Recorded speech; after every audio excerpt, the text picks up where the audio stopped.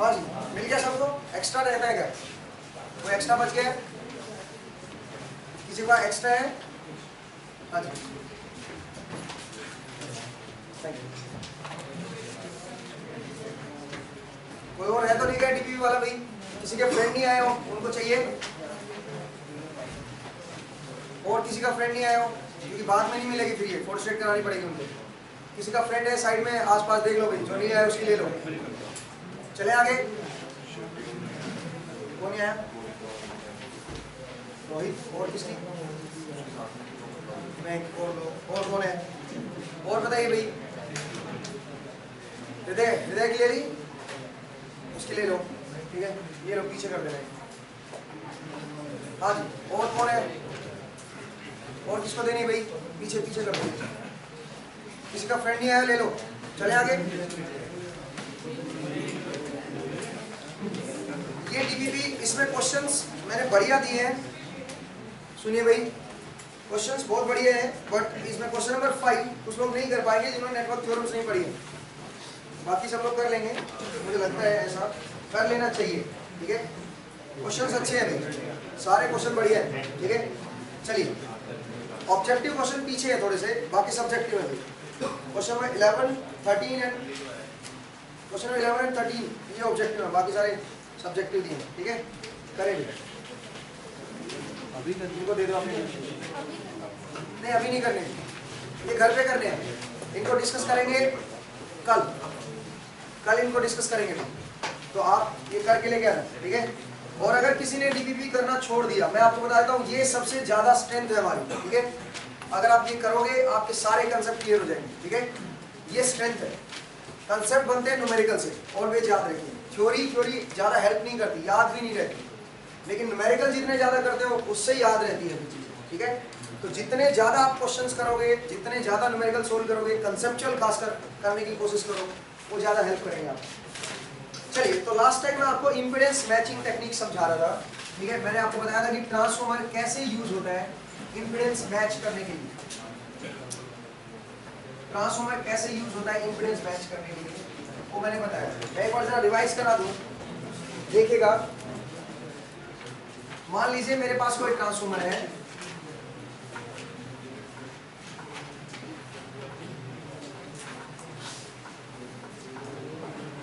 और यहाँ पे कोई रजिस्टर लगा हुआ है R। मैं आइडियल ट्रांसफॉर्मर लेके चल रहा हूँ, और इसकी टर्न रेशियो है N1 इधर है और N2 इधर है। तो इस साइड से अगर मुझे इक्विवेलेंट रेजिस्टेंस देखना होगा, R इक्विवेलेंट, तो क्या आया था लास्ट टाइम मैंने डेरिवेशन करवाया था, जिस साइड से देखते हो उस साइड की नंबर ऑफ टर्न ऊपर रखो, N1/N2, और उसको क्या कर दो स्क्वायर, ठीक है भाई। तो ये मेरे पास क्या बन जाएगा, R इक्विवेलेंट रेजिस्टेंस बन जाएगा, ठीक है।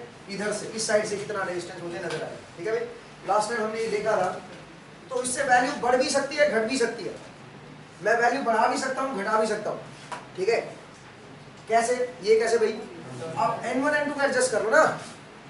N1 N2 को एडजस्ट करके आप वैल्यू को, R की वैल्यू को इक्विवेलेंट जो आपको नजर आ रही है, वो वैल्यू ज्यादा भी हो सकती है, कम भी हो सकती है, ठीक है। तो ये इंपीडेंस मैचिंग टेक्निक थी। इसके बेसिस पे मैंने डिफाइन किया था कि इंपीडेंस को कैसे मैच करते हैं, ठीक है। मुझे जो रिक्वायर्ड इंपीडेंस है वो मैं कैसे अचीव करता हूँ यूजिंग ट्रांसफॉर्मर, ठीक है। चलिए आगे बढ़ते हैं। नेक्स्ट जरा देखिए, मैंने आपको बताया था कि ट्रांसफॉर्मर बेसिकली फिल्टर के लिए भी यूज होता है। मैं जरा एप्लीकेशन डिस्कस कर रहा था कल मैं आपको लास्ट टाइम। एक एप्लीकेशन मैंने बताई थी कि वोल्टेज को स्टेप अप या स्टेप डाउन करने का काम आता है, या करंट को स्टेप अप स्टेप डाउन करने का काम आता है। दूसरा मैंने आपको बताया था कि ये इंपीडेंस मैच करने के लिए काम आता है, इंपीडेंस मैच, जिसमें वो मैंने बताया था कि पावर, मैक्सिमम पावर ट्रांसफर हो जाएगी उसमें, वो भी चीज मैंने आपको एक्सप्लेन की थी। उसके बाद एक और मैंने आपको लिखवाया था कि ये बेसिकली फिल्टर करता है किसको, डीसी को एसी से फिल्टर आउट करते हैं। चलिए उसको डिस्कस करते हैं, ठीक है। डीसी को एसी से कैसे फिल्टर करता है वो जरा देखिए। मान लीजिए मेरे पास कोई ट्रांसफॉर्मर है, ठीक है। ये इसकी कोर है, मैं मान के चलो आइडियल है फिलहाल। आगे नॉन आइडियल में क्या होगा वो भी देखेंगे। आइडियल में देखते हैं सबसे पहले। मान लीजिए मेरा ये ट्रांसफॉर्मर आइडियल है, ठीक है जी, और मैंने यहां पे सिग्नल डाल दिया डीसी 2 वोल्ट।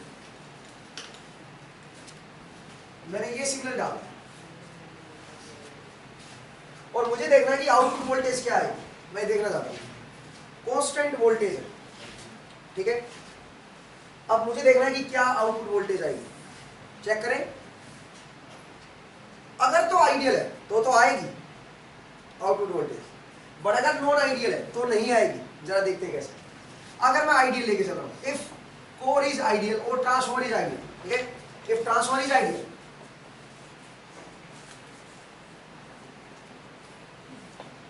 अगर ये आइडियल है तो जरा देखते हैं क्या होता है। मुझे एक बात बताओ, ये प्योर इंडक्टर है, इसका रेजिस्टेंस 0 होगा। ये सिर्फ क्या है, प्योर इंडक्टेंस, करेक्ट है। ये एक इंडक्टेंस है, ठीक है। तो करंट जो आएगा वो कितना आएगा, जो करंट आएगा वो प्योर इंडक्टर में आएगा। और अगर डीसी लगा दूं मैं इंडक्टर के अक्रॉस तो करंट क्या होता है बताओ, करंट की वैल्यू क्या होती है इंडक्टर के अक्रॉस अगर मैं डीसी लगा दूं तो?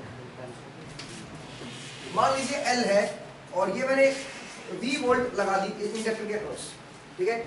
इंडक्टर मेरा L है इंडक्टेंस और V वोल्ट मैंने इंडक्टर के अक्रॉस लगा दिए। मुझे बताना करंट क्या आएगा, IT।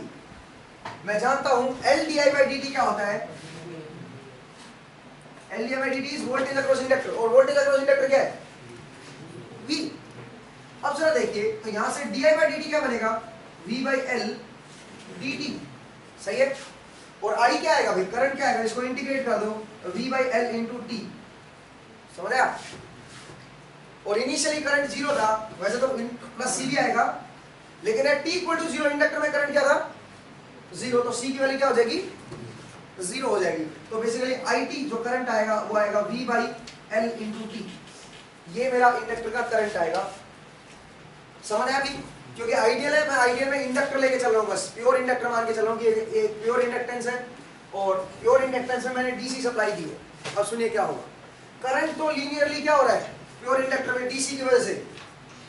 प्योर इंडक्टर में डीसी सप्लाई अगर आप दोगे तो करंट क्या होगा, करंट क्या होगा बताओ जरा, लीनियरली इंक्रीज करेगा, लीनियरली इंक्रीज करेगा टाइम के साथ करंट, ठीक है।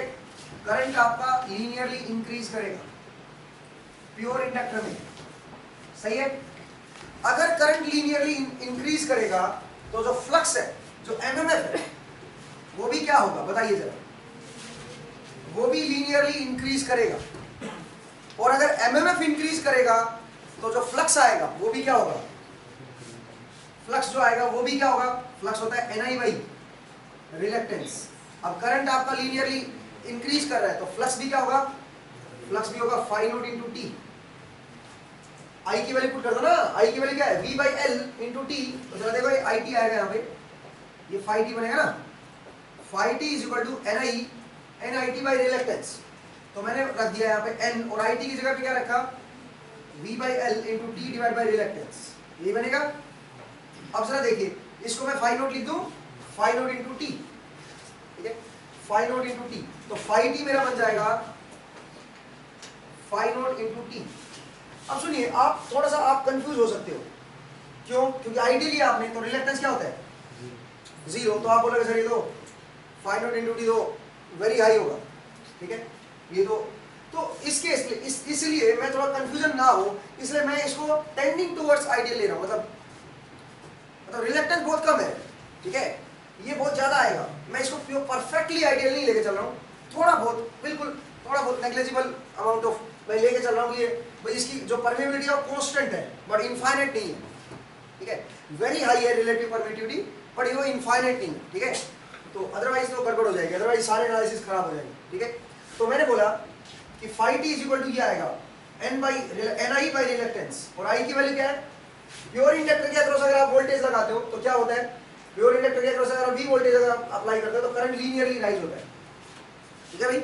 अब ये भी देखा ना, L by dt is equal to V तो DC वोल्टेज है, कांस्टेंट वोल्टेज है, तो ये इधर आ गया dt। अब इसको इंटीग्रेट कर दो I निकालने के लिए, इंटीग्रेट करोगे तो V by L into T plus C। अब सुनिए, at t equal to 0 current क्या होना चाहिए 0, तो C की वैल्यू क्या हो जाएगी 0, C हट जाएगा, सिंपली ये आ जाएगा। मतलब जो प्योर इंडक्टर होता है उसमें अगर आप DC लगाते हो तो करंट लीनियरली राइज करता है। अगर करंट लीनियरली राइज करेगा तो जो फ्लक्स आएगा NI बाय रिलक्टेंस, और I की जगह पे क्या है V by L into T, flux आएगा फाई नॉट इंटू टी। तो फ्लक्स भी लीनियरली क्या करेगा, राइज करेगा। समझ आया? अगर फ्लक्स लीनियरली राइज करेगा, ये वाला फ्लक्स अगर ये लीनियरली राइज करेगा तो आप बताओ इधर क्या होगा, इधर की वोल्टेज क्या होगी बताओ, N2 d phi t by dt, ठीक होगा। अब बताओ जरा, ये आएगा N2 d बाई dt और phi t की वैल्यू क्या है बताओ जरा, फाई नॉट इंटू क्या बन गया ये, N2 इंटू फाई नॉट। मतलब यहाँ की वोल्टेज कुछ ना कुछ अपीयर होगी, यहाँ पे वोल्टेज कुछ ना कुछ अपीयर होगी, ठीक है। करेक्ट है भाई? कोई दिक्कत है तो बताइए। है जी? एट t इक्वल टू 0 मैं जानता हूं इंडक्टर में कोई करंट नहीं है क्योंकि t के बाद ये स्विच ऑन हुआ है। At t equal to 0 current it is equal to 0। अब पुट करके देखो t 0, इसमें इधर 0 हो गया, ये 0, c इधर बचा है बस, तो c की वैल्यू क्या होगी, तो 0, ठीक है। तो मैंने आपको क्या बताया, अगर आइडियल सिचुएशन है, मान लीजिए अगर आप कांस्टेंट सप्लाई अप्लाई करते हो, कांस्टेंट अगर आप दे रहे हो तो कुछ ना कुछ अपीयर होगा, ठीक है। पर अगर मान लीजिए मुझे ये नहीं दे रखा कि आइडियल है कि नॉन आइडियल है, मान लीजिए, तो मैं जनरली नॉन आइडियल लेके चलूंगा इस केस में, तो डीसी के केस में, ठीक है। अगर थोड़ी बहुत नॉन आइडियलिटी इसमें इंट्रोड्यूस कर दूं तो क्या होगा, देखो मैंने बताया कि अगर ये आइडियल है तो क्या होगा, यहाँ पे वोल्टेज क्या आएगी, कांस्टेंट आएगी कुछ ना कुछ, ठीक है। यहाँ पे कुछ ना कुछ कांस्टेंट वोल्टेज आएगी बिकॉज, लेकिन एक्चुअल में तो नॉन आइडियल होते ना, एक्चुअल में तो ऐसा होता नहीं। एक्चुअल में ट्रांसफर कहाँ भी, क्योंकि प्रैक्टिकली ट्रांसफर देखो, क्योंकि हम तो फिल्टर आउट कर रहे हैं, तो फिल्टर आउट तो प्रैक्टिकल एप्लीकेशन है ना, वो कोई थ्योरी तो है नहीं, हम तो प्रैक्टिकली उसको करके देखेंगे, तो इसका मतलब प्रैक्टिकल ट्रांसफॉर्मर लो ना फिर। तो अगर मैं प्रैक्टिकल ट्रांसफॉर्मर लूँ तो जरा देखिए क्या होगा। फिलहाल तो ये थोड़ा सा अजीब सा कंसेप्ट है, यहाँ पे कंफ्यूजन हमें ढेर सारे आ जाएंगे, लेकिन जरा देखिए अगर मैं प्रैक्टिकल ट्रांसफॉर्मर ले लूँ तो क्या होगा, वो जरा देखिए। प्रैक्टिकल ट्रांसफॉर्मर में एक तो ये RL नहीं होगा, नहीं सॉरी ये L नहीं होगा, यहाँ पे क्या होगा, वाइंडिंग का सिर्फ L नहीं होगा, क्या होगा, R भी होगा, वाइंडिंग में R भी होगा, क्योंकि इस वाइंडिंग का अपना एक रेजिस्टेंस भी होगा, हालांकि वो बहुत कम होगा बट होगा जरूर, ठीक है, बिकॉज इंडक्टेंस ज्यादा होता है, रेजिस्टेंस का इफेक्ट थोड़ा कम होता है, ठीक है भाई, तो वो ज्यादा नहीं होगा। ये लो, तो मैंने बताया कि इस केस में यहाँ पे L भी है, R भी है। अब सुनिए, जिन लोगों ने ट्रांजिएंट पढ़ा है वो लोग समझते हैं, जिन्होंने नहीं पढ़ा है उनके लिए मैं बता दूं, इंडक्टर क्या कर रहा था, इंडक्टर सिर्फ इंडक्टर था तब, करंट को आने दो जी, बढ़ने दो टाइम के साथ, ये था। लेकिन रजिस्टर आने से क्या हो जाएगा, रजिस्टर बोलेगा एक लिमिट के बाद मैं करंट को फ्लो नहीं होने दूंगा, क्योंकि मेरा रेजिस्टेंस है, वो उससे ज्यादा करंट को फ्लो नहीं करने देगा, इसका मतलब। और इंडक्टर बोलेगा आने दो जी, मुझे कोई एतराज नहीं है, करंट टाइम के साथ बढ़ने दो लीनियरली। लेकिन रजिस्टर बोलेगा मैं करंट को लिमिट करूंगा, ठीक है। तो अल्टीमेटली डीसी सर्किट में आपको याद होगा, अंडर स्टडी स्टेट अगर RL सर्किट है तो L क्या हो जाता है, under steady state short circuit हो जाता है। अंडर स्टडी स्टेट का मतलब very after very large time, after very large. देखो अगर ये सर्किट होगा, मान लीजिए RL सर्किट ना भी है, सिर्फ L सर्किट है, अंडर स्टडी स्टेट इंडक्टर क्या हो जाएगा, शॉर्ट। तो करंट कितना बनेगा, यहाँ पे करंट कितना बनेगा, रेजिस्टेंस तो 0 होगा, शॉर्ट हो गया तो इनफाइनाइट। इसका मतलब अगर सिर्फ L होता तब भी under steady state current infinite हो जाता, देखो बढ़ता जा रहा है कि नहीं जा रहा, इनफाइनाइट हो जाता, करेक्ट है। मतलब इंडक्टर क्या हो जाता है, अंडर स्टडी स्टेट डीसी में शॉर्ट, डीसी में under steady state, steady state का क्या मतलब होता है, after very large time inductor कैसे बिहेव करता है, जैसे कि वो शॉर्ट सर्किट हो रहा है, जैसे खुद वो शॉर्ट सर्किट हो रहा है, समझ आप। या फिर आप खुद सोचिए, जब देखो L di by dt voltage होती ना, ये कांस्टेंट है, मतलब करंट क्या होगा, लीनियरली टाइम के साथ लीनियरली चेंज होगा ना, तभी तो कांस्टेंट आएगा ये। Current is a linear function of time, तभी तो कांस्टेंट आएगा ये। और इसका मतलब टाइम के साथ करंट धीरे धीरे बढ़ेगा, और अंडर स्टडी स्टेट जाएगा तो कहां पे हो जाएगा, स्टडी स्टेट में करंट कितना हो चुका होगा, इनफाइनाइट। एग्जैक्टली यहां पे भी क्या होगा, इस सर्किट में भी inductor under steady state, steady state का मतलब होता है आफ्टर लॉन्ग टाइम, थोड़ी देर के बाद इंडक्टर क्या हो जाएगा, शॉर्ट की तरह बिहेव करेगा, शॉर्ट हो जाएगा। शॉर्ट होते ही फिर वोल्ट करंट को कौन लिमिट करेगा, रजिस्टर। रजिस्टर V IR के अकॉर्डिंग करंट फ्लो कराने देगा, करंट इनफाइनाइट तक नहीं जाएगा, समझ आया। इस केस में करंट इनफाइनाइट तक नहीं जाएगा। पता चला भी? जबकि इंडक्टर में करंट कहां तक जा रहा था? अगर प्योर इंडक्टर था तो, अगर आइडियल था तो लीनियरली लाइज होकर कहां तक जा रहा था? Up to infinite. लेकिन अगर आरएल सर्किट है, करंट इनफाइनाइट तक नहीं जाएगा। करंट कैसे बढ़ेगा? देखिए, करंट इस तरह से आएगा,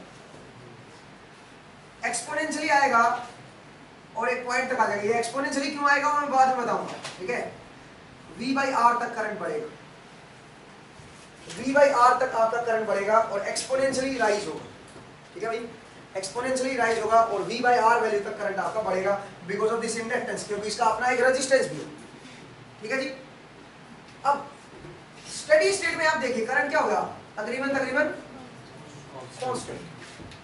तो जो फ्लक्स आएगा वो भी कैसा आएगा? फ्लक्स क्या होता है? जो करंट की वेव होती है भाई, मैंने बोला इस बार यहाँ पे 2 वोल्ट लगा हुआ है, डीसी वोल्ट लगा हुआ है, तो डीसी वोल्ट की वजह से क्या हुआ यहाँ पे?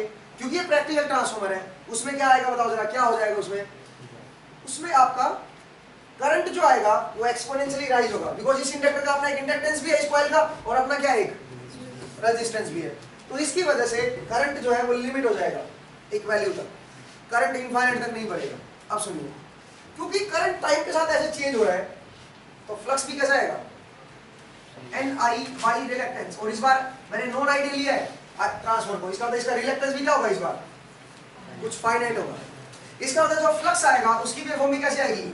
N इनटू जो करंट है, करंट एक्सपोनेंशियली राइज हो रहा है, N बाई रिलक्टेंस तो कांस्टेंट ही है, N बाई रिलक्टेंस तो कांस्टेंट ही है, करंट एक्सपोनेंशियली राइज हो रहा है तो करंट की वैल्यू पुट कर दो यहाँ पे, जो भी वैल्यू आएगी। इसका मतलब जो फ्लक्स है वो भी क्या होगा? जैसा करंट चेंज हो रहा है वैसे फ्लक्स चेंज होगा, बस उसका एम्पलीट्यूड क्या हो जाएगा? एम्पलीट्यूड बदल जाएगा थोड़ा सा। लेकिन जो वेवफॉर्म आएगी फ्लक्स की वो तो कैसे आएगी? जैसी करंट की वेवफॉर्म है, समझे? तो इसका मतलब फ्लक्स भी कैसा आएगा? फ्लक्स भी कैसा आएगा बताओ जरा? इस टाइप का ही कुछ आएगा फ्लक्स, इस टाइप का कुछ आएगा। अब सुनिए, यहां पे जो वोल्टेज आती है वो क्या आएगी? वोल्टेज वो होती है N2 d∅dt। इट मींस ये तो देखिए चेंज ऑफ फ्लक्स को, फ्लक्स कैसे चेंज हो रहा है? नहीं, लेकिन फ्लक्स तो केवल शुरू के इंस्टेंट में चेंज हो रहा है, बस शुरुआत में। जब स्टेडी स्टेट आएगी, जब थोड़े मोमेंट के बाद फ्लक्स तो चेंज होना क्या हो गया? बंद हो गया। फ्लक्स चेंज होना तो बंद हो गया। आप समझे मेरा पॉइंट? थोड़े मोमेंट के बाद फ्लक्स चेंज होना तो बंद हो गया। इसका मतलब अगर फ्लक्स चेंज बंद हो गया तो आउटपुट वोल्टेज क्या आएगी? थोड़ी देर बाद जीरो, क्योंकि फ्लक्स तो चेंज हो ही नहीं रहा। इसका मतलब डीसी के केस में केवल शुरू में क्या करता है? शुरू में फ्लक्स चेंज हो रहा है तो केवल उस टाइम क्या आएगी? उस टाइम वोल्टेज अपीयर होगी। जैसे आप डीसी का स्विच ऑन करोगे, क्योंकि स्विच ऑन करोगे उस इंस्टेंट में करंट एकदम से चेंज होगा, करंट जीरो से और उस वैल्यू तक जाएगा धीरे धीरे टाइम के साथ, और उसके बाद करंट कांस्टेंट हो जाएगा। अगर करंट कांस्टेंट हो गया तो क्या होगा? फ्लक्स भी क्या हो जाएगा? कांस्टेंट हो जाएगा। फ्लक्स आपका कांस्टेंट हो जाएगा, ठीक है? फ्लक्स कांस्टेंट होते हैं, आउटपुट वोल्टेज अपीयर होगी क्या? नहीं होगी। तो आउटपुट वोल्टेज कब तक अपीयर होगी? तकरीबन यहां तक, मतलब इस इंस्टेंट तक अपीयर होगी। अगर मैं दोनों को एक साथ दिखाऊं, देखिए ये भी एक्सपोनेंशियली राइज हुआ है, तकरीबन यहां तक आपका वो दिखाएगा, आउटपुट वोल्टेज चेंज को दिखाएगा। उसके बाद फ्लक्स तकरीबन क्या हो गया है आपका? कांस्टेंट। ये आप ट्रांजिएंट में पढ़ोगे आरएल सर्किट में, जिन लोगों ने नेटवर्क नहीं पढ़ा है वो लोग पढ़ेंगे, ठीक है? तो करंट क्योंकि इस तरह का था, फ्लक्स भी इस तरह का आएगा, तो आउटपुट वोल्टेज जरा देखिए कैसे आएगी।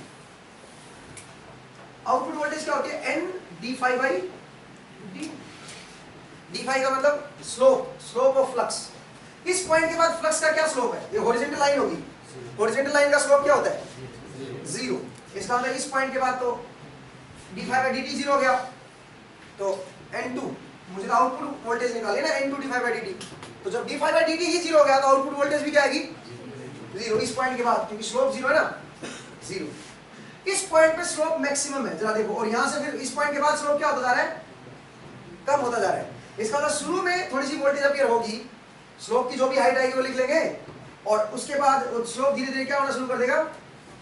डिक्रीज। इसका मतलब इस तरह की आउटपुट वोल्टेज आएगी, V0।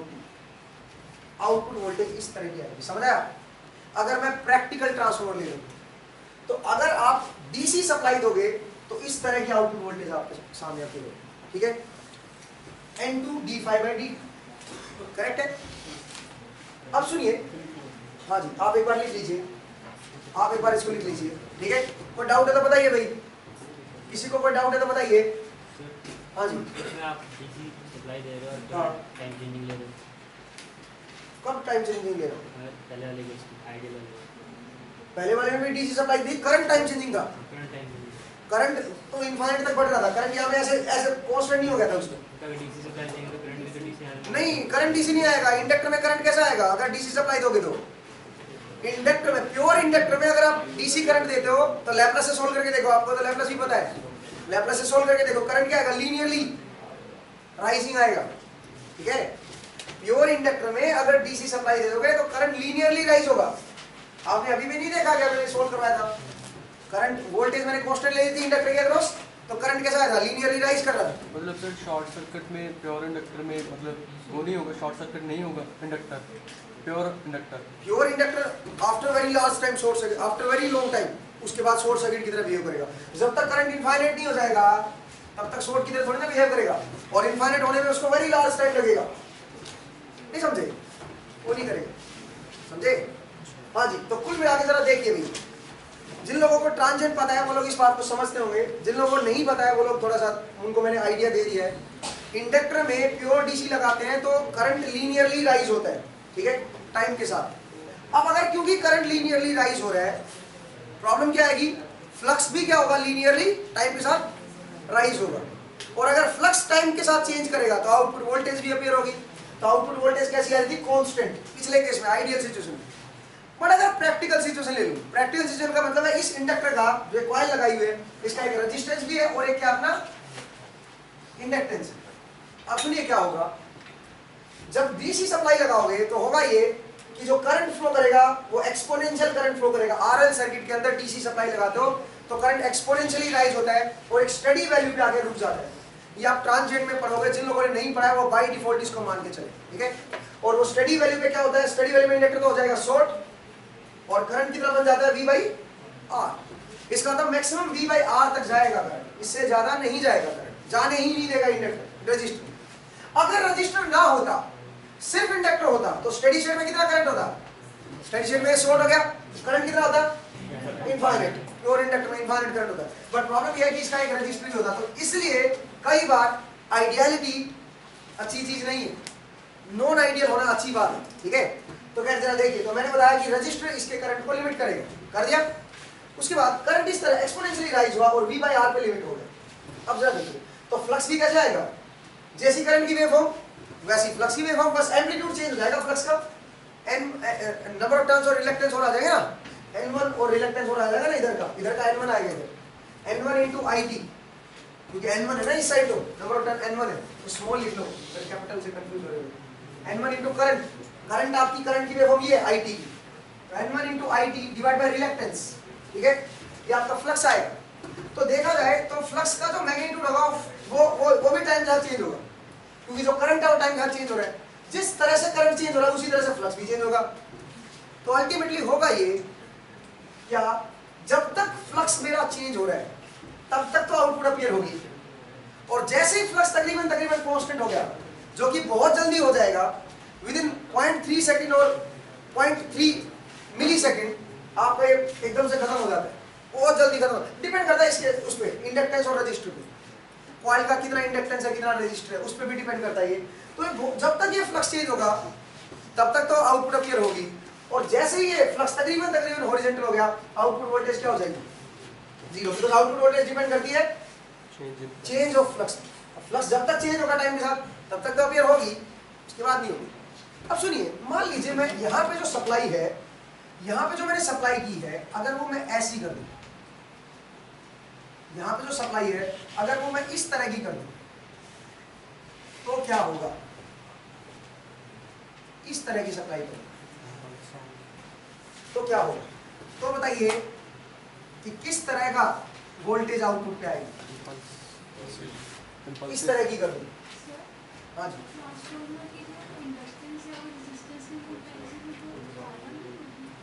नहीं, वो डिपेंड करता है आपका, भाई आप किस तरह का ट्रांसफॉर्मर ले रहे हो। मतलब अगर आप सिंपल ये ट्रांसफॉर्मर ले रहे हो, इनका रेजिस्टेंस बहुत ज़्यादा हाई होता है, ठीक है?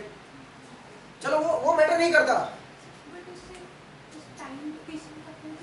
टाइम कांस्टेंट में तो फर्क पड़ेगा, उससे टाइम कांस्टेंट में फर्क पड़ेगा, लेकिन वो मैं मेजर नहीं कर रहा ना अभी, वो पड़ा रहने दो फिलहाल के लिए, मैं उसको मेजर मैं देख ही नहीं रहा, मैं तो जस्ट मुझे वेव फॉर्म से मतलब है फिलहाल के लिए, ठीक है। मैं देख रहा था वोल्टेज की वेव फॉर्म कैसी आएगी। फिलहाल मान लीजिए ऐसी वोल्टेज अगर मैं अप्लाई करूं तो बताइए कैसी आउटपुट की वेव फॉर्म आएगी।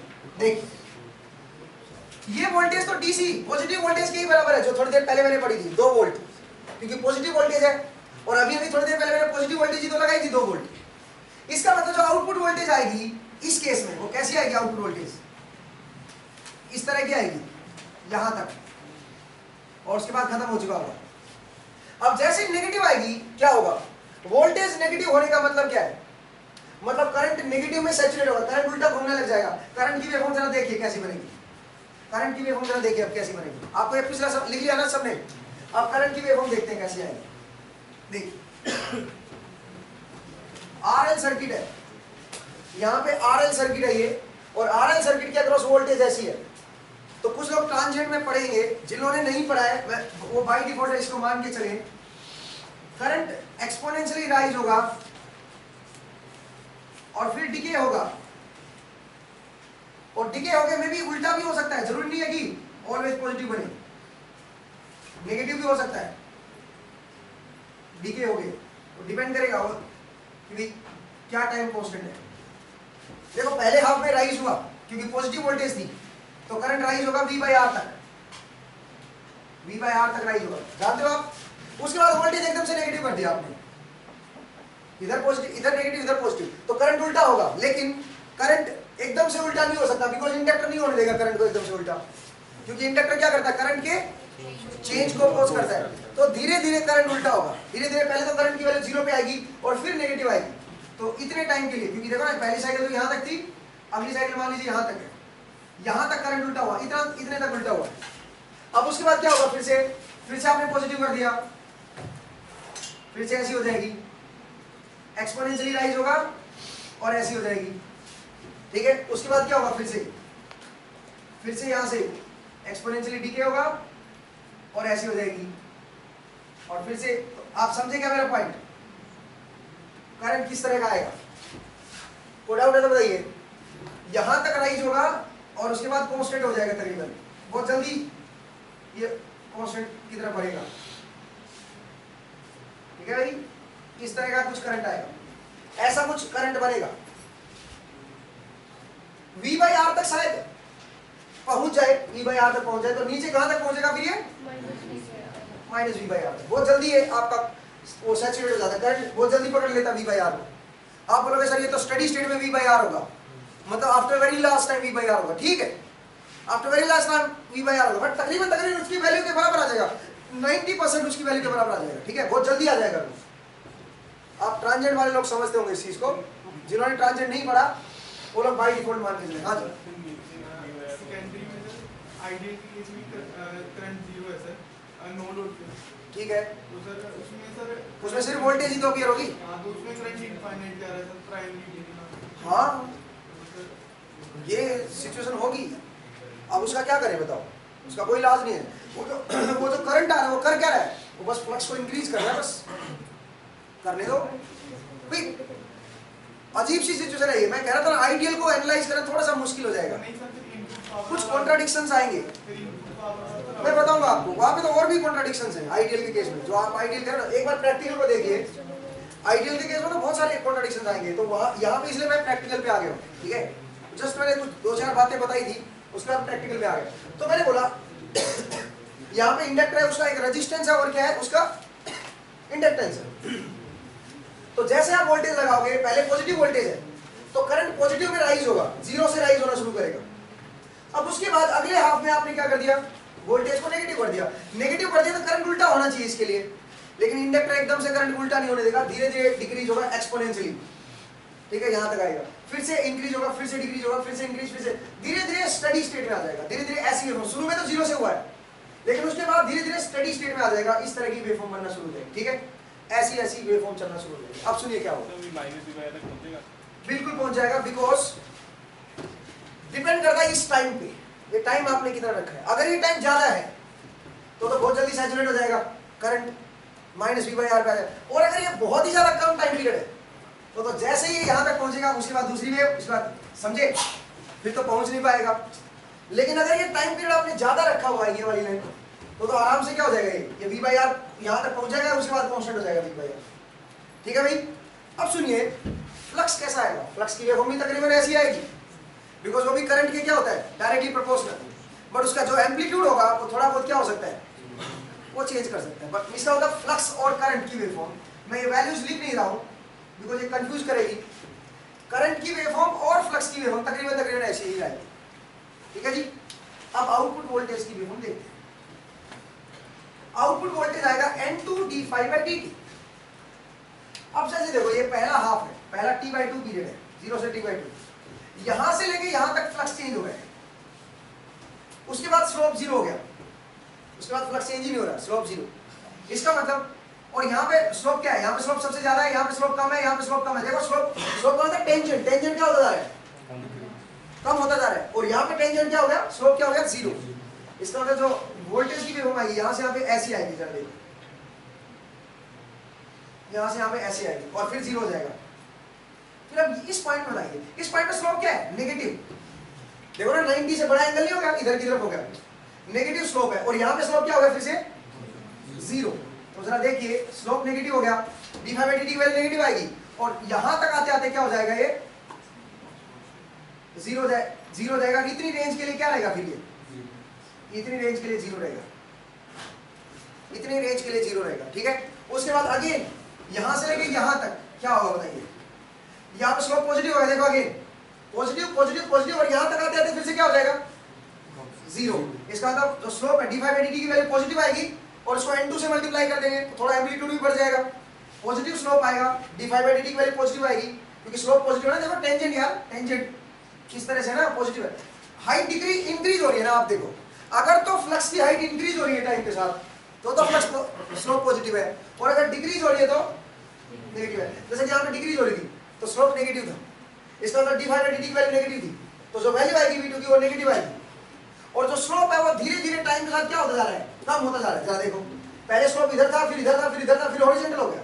हॉरिजॉन्टल होने का मतलब स्लोप क्या होता है 0। तो यहाँ तक आते आते 0 हो गया। अगले साइकिल में फिर से पॉजिटिव स्लोप आया और यहाँ तक आते आते क्या हो गया 0।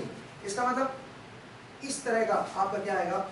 ये आप बहुत ज्यादा डेप्थ में पढ़ रहे हो, मैं आपको बता दूं, इसकी ज्यादा जरूरत नहीं है, बट इस तरह का आपका ये बनेगा। वोल्टेज इस तरह की जनरेट होगी अगर आपने ऐसा सिग्नल इनपुट कर दिया तो। और ये आप प्रैक्टिकली करके देख सकते हो। ठीक है, ये आप प्रैक्टिकली करके देख सकते हो। स्क्वायर वेव जनरेट करो, ट्रांसफॉर्मर में दो, आउटपुट वोल्टेज चेक करो ट्रांसफॉर्मर की कैसे है। ये आउटपुट वोल्टेज की वेवफॉर्म है। ये नहीं समझ आई, मैंने बताया कि आउटपुट फ्लक्स की समझ आई। फ्लक्स कैसा होगा, आउटपुट वोल्टेज क्या होती है d∅dt into N2। मतलब आपको d∅dt की वेवफॉर्म देखनी है, स्लोप की वेवफॉर्म देखनी है। तो आप इसका स्लोप देखो ना कैसे चेंज होगा। यहां से यहां तक स्लोप क्या है फ्लक्स का 0, तो वोल्टेज भी 0 बन जाएगी क्योंकि d∅dt 0 है। यहां से यहां पे स्लोप ज्यादा है, यहां पे कम है, ऊपर की तरफ कम होता जा रहा है स्लोप। इसका मतलब d∅ dt की वैल्यू शुरू में ज्यादा है और उसके बाद क्या होती जा रही है, उसकी टाइम के साथ वैल्यू कम होती जा रही है, डिक्रीज होती जा रही है। स्लोप देखो ना कम होता जा रहा है ना, नहीं समझे। मैं इसका कैलकुलेशन नहीं कर रहा हूँ, उस कैलकुलेशन इतनी ज्यादा इंपॉर्टेंट नहीं है। आप सिर्फ वेव फॉर्म को देखिए कैसे होगी। ठीक है, कैलकुलेशन इतनी ज्यादा इंपॉर्टेंट नहीं है, तो इसलिए ऐसी कुछ वेव फॉर्म बने। कोई डाउट है तो बताइए। ठीक है, इस तरह का। सिमिलरली यहां से यहां तक देखो स्लोप नेगेटिव है, स्लोप नेगेटिव है। नेगेटिव मतलब 90 डिग्री से ज्यादा एंगल हो गया, टेंजेंट का एंगल 90 डिग्री से ज्यादा हो गया। इसका मतलब टेंजेंट अगर 90 डिग्री से ज्यादा हो गया तो कौन सा क्वाड्रेंट में चला जाएगा, 1090 से ज्यादा। नेगेटिव नहीं हो जाएगा, 1090 तक तो इंफिनिटी होता है यार। 10 जैसे 120, 10 120 क्या होता है नेगेटिव। इसका मतलब टेंजेंट नेगेटिव है, यहाँ पे स्लोप नेगेटिव है, d∅dt की वैल्यू यहाँ पे नेगेटिव है, तो नेगेटिव है तो ये आ जाएगा। और धीरे धीरे कम होता है जा रहा है, धीरे धीरे हॉरिजॉन्टल होता जा रहा है, तो धीरे धीरे इसकी वैल्यू ऐसे हॉरिजॉन्टल हो जाएगी, यहाँ से यहाँ तक फिर से कांस्टेंट। ठीक है, तो आउटपुट वोल्टेज की वेवफॉर्म समवट इस तरह की होगी। ठीक है, अगर आपने स्क्वायर वेव इनपुट किया। सर एक बात मतलब सर जो स्टेप इनपुट हमने दिया है उसमें जो चेंज आ रहा है वो 0 नेगेटिव से 0 पॉजिटिव टाइम में चेंज आ रहा है, 0 नेगेटिव से 0 पॉजिटिव हाँ टाइम। ठीक है। तो सर जो मतलब फ्लक्स या लेकिन सुनिए वोल्टेज में तो 0 नेगेटिव से 0 पॉजिटिव में चेंज आ रहा है, बट करंट में आप देखिए ना कहां से कहां तक चेंज आ रहा है। वो भी तो सर फिर इसके रिस्पेक्ट में नहीं, चेंज होगा। वो सिर्फ रजिस्टर होता तो ऐसा होता। अगर वोल्टेज ये अप्लाई करते हो किसके अक्रॉस, रजिस्टर के अक्रॉस। तो करंट कैसा आएगा बताओ जरा। करंट आएगा I इज इक्वल टू क्या होगा, VT बाई R। मतलब सेम जैसी वोल्टेज की वेवफॉर्म है वैसी करंट की वेवफॉर्म होती, बस एम्पलीट्यूड क्या हो जाता है उसका 1 बाई R। लेकिन अगर इंडक्टर भी लगा हुआ है सीरीज में तो ये वेवफॉर्म नहीं बनेगी, फिर एक्सपोनेंशियल वेवफॉर्म आएगी, RL सर्किट बनेगा फिर इसका। वो आप ट्रांजिएंट में पढ़ेंगे, आपने ट्रांजिएंट पढ़ा नहीं है नेटवर्क में, ठीक है, आपको पढ़ाया जाएगा, ठीक है, तब आपको असल में समझ आएगा कि हो क्या रहा है, ठीक है। और जिन लोगों ने ट्रांजिएंट समझा मेरे ख्याल से वो समझते होंगे इस चीज को, ठीक है, कि भाई ये क्या हो रहा है। RL सर्किट में करंट इस तरह से इंक्रीज या डिक्रीज होगा, ठीक है। तो अगर करंट इस तरह से होगा तो फ्लक्स भी ऐसा ही कुछ रहेगा, ठीक है, फ्लक्स की वेवफॉर्म भी ऐसी कुछ रहेगी, ठीक है। बिल्कुल, ये लेंथ पे डिपेंड करता है इसकी। भाई आप कह रहे हो ये V बाई R पे सैचुरेट होगा कि नहीं होगा, V बाई R तक करंट आएगा कि नहीं आएगा। मैं ये कह रहा हूं कि अगर आप इसको छोटा कर दोगे, मतलब आपने पल्सेस बहुत ही ज्यादा छोटी कर दी, तो V बाई R पे पहुंचने का दिया आपने, पहले ही उसको क्या कर दिया, वोल्टेज को उल्टा कर दिया, V बाई R पे पहुंचने का दिया। और अगर मान लीजिए टाइम लेंथ छोट बड़ी है तो आराम से पहुंचेगा, V बाई R कांस्टेंट हो जाएगा, सीधी सी बात है। तो डिपेंड करता है इस पल्स पे। तो अगर स्क्वायर वेव की पल्स है, स्क्वायर वेव अगर मैं दे रहा हूं इनपुट पे, तो आउटपुट वोल्टेज कैसी आएगी, आउटपुट वोल्टेज में पल्सेस आएंगे, आउटपुट वोल्टेज में पल्सेस आएंगे। आप लिख लीजिए इंपल्स, इसको मैं नाम दे रहा हूं, मतलब पल्स बोल रहा हूं, सिंपल पल्स बोल रहा हूं, ठीक है। पल्सेटिंग आपकी आउटपुट अपीयर होगी, ठीक है। अगर स्क्वायर वेव इनपुट वोल्टेज दिया है प्रैक्टिकल ट्रांसफार्मर में, तो पल्सेस आएंगे आउटपुट पे, ऐसे पल्सेस आएंगे, ठीक है। बल्ब जलेगा इससे, मैं आपको बता देता हूं, इससे आपका बल्ब जलेगा, ठीक है। इवन आप चेक कर सकते हो, इवन आप ये वोल्टेज चेक कर सकते हैं, ठीक है। मेरे पास ट्रांसफार्मर है, ठीक है, मेरे पास ट्रांसफार्मर है, मेरे पास CRO भी है, ठीक है। तो क्यों ना मैं इसको चेक करूं, और मेरे पास फंक्शन जनरेटर भी है, मेरे पास फंक्शन जनरेटर भी है जो स्क्वायर वेव जनरेट करता है, ठीक है। तो एक काम करता हूं, मैं जरा इसको चेक कर लेता हूं कि अगर मैं इनपुट आपकी स्क्वायर वेव इसमें इनपुट करूंगा तो आउटपुट पे कैसी अपीयर होगी, ठीक है।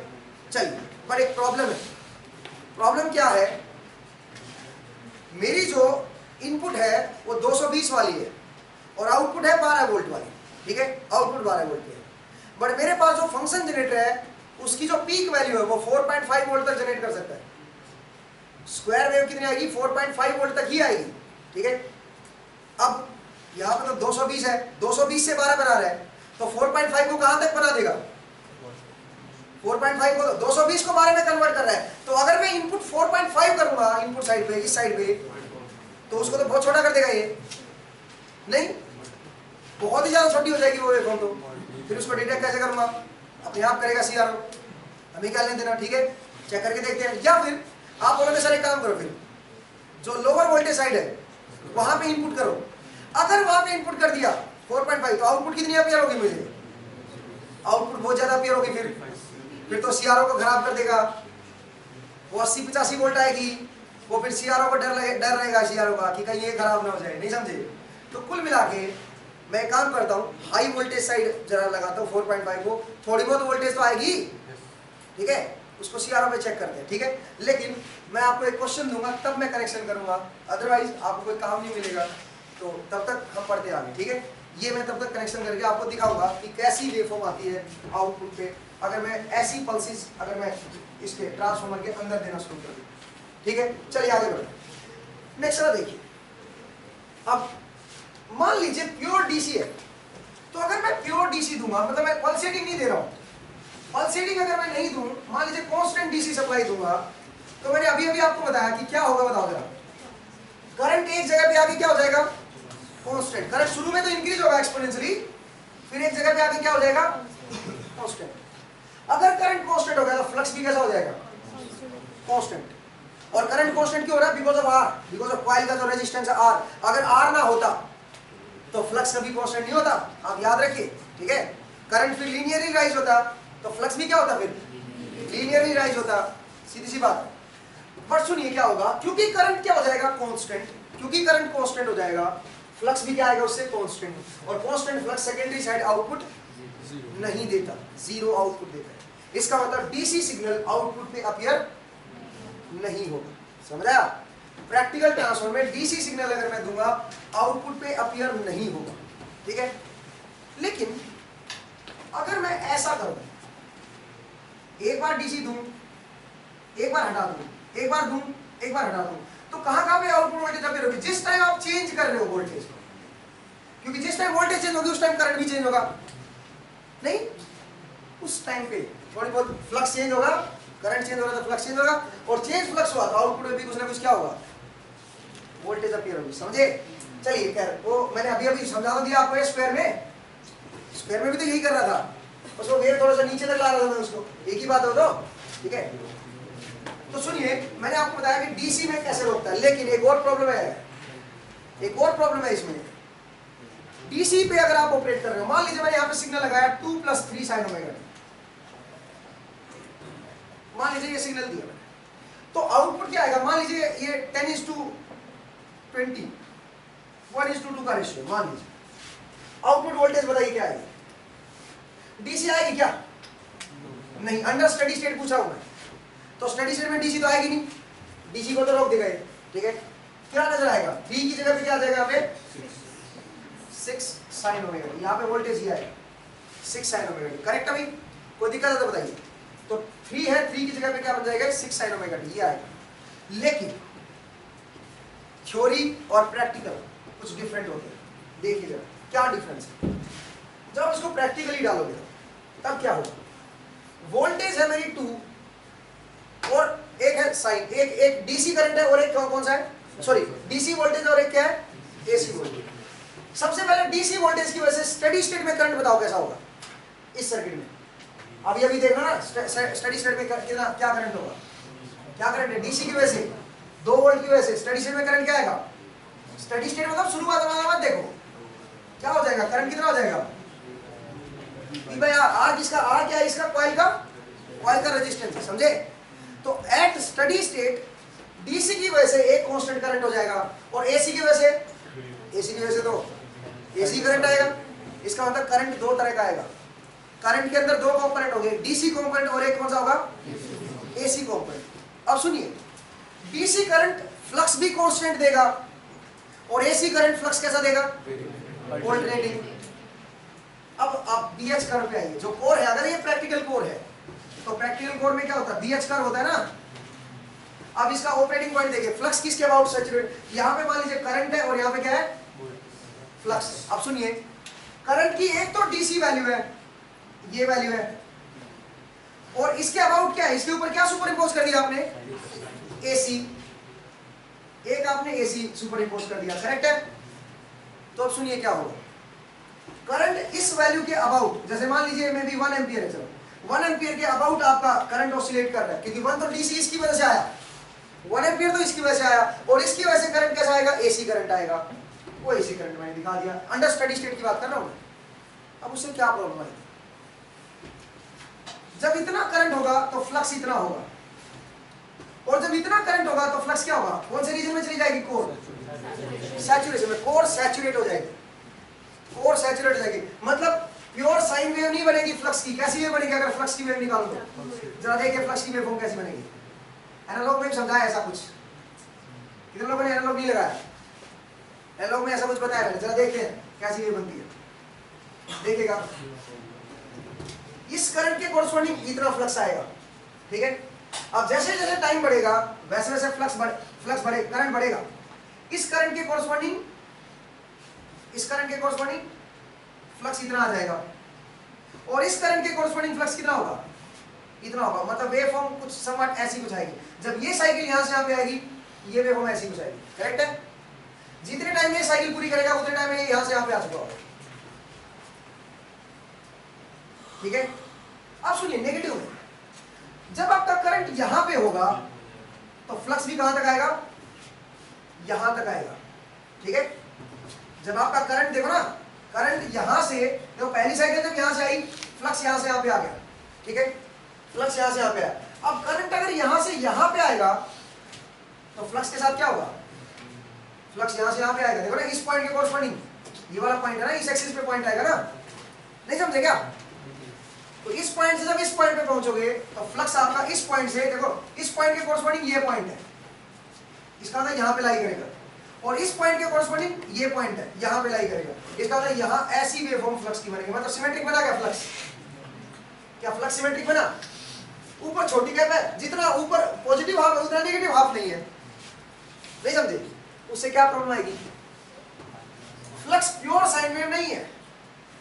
इसका मतलब यहाँ पे जो वोल्टेज अपीयर होगी वो प्योर साइन वेव नहीं आएगी, उसके अंदर क्या होंगे? हार्मोनिक्स होंगे, उसके अंदर हार्मोनिक्स होंगे, समझे? उसके अंदर हार्मोनिक्स होंगे। इसका मतलब because of DC signal corps will saturate, क्योंकि डीसी मैं दे रहा हूं तो डीसी की वजह से करंट इस पॉइंट के अबाउट ऑसिलेट कर रहा है। अगर डीसी सिग्नल ना होता, मान लीजिए ना होता, तो करंट क्या होता? Pure sinusoidal. इसका मतलब कहां पे ऑपरेटिंग पॉइंट? ऑपरेटिंग पॉइंट कहां पे होता मेरा?